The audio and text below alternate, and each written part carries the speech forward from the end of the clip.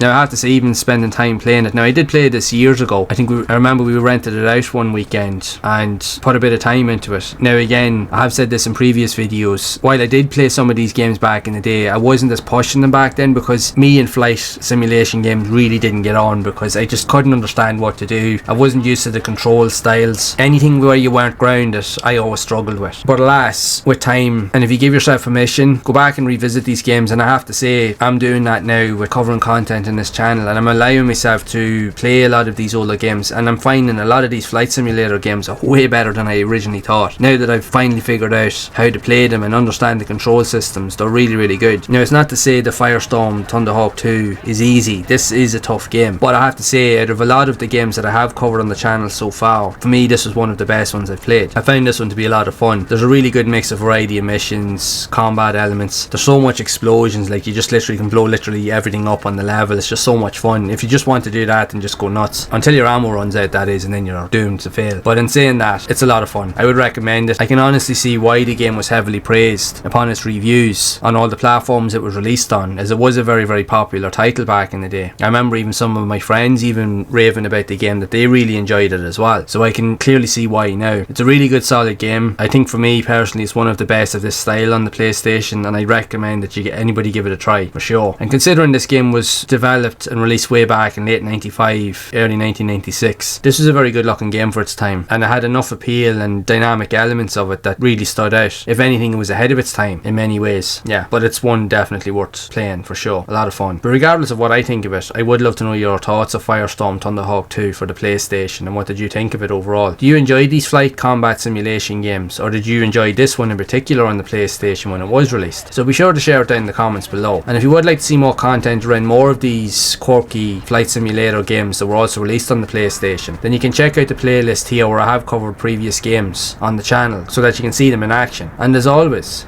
keep those gaming memories alive.